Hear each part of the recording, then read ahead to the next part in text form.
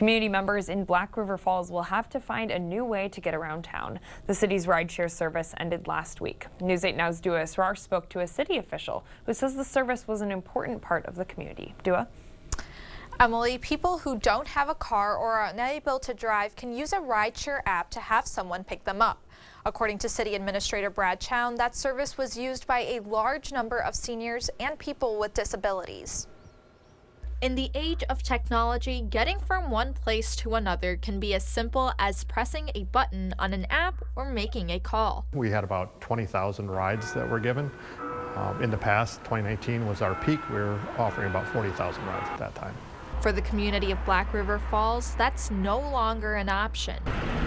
The city's rideshare taxi service was operated by Mobility Transformation. On December 1st, the company told city officials it was shutting down. Their explanation was that it just wasn't financially feasible any longer. City Administrator Brad Chown says many people in the community relied on the service. Senior and disabled that rely on the taxi service to get to doctor's appointments, get to the grocery store.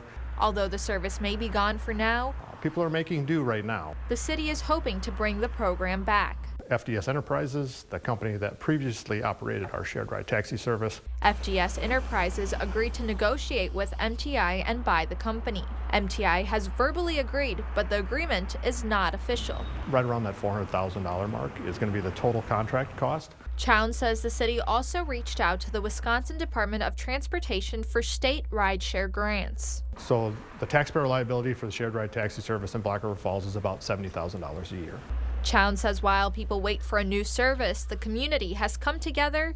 The county and other local organizations really stepped up to offer rides to these folks so that everyone can get to their destination.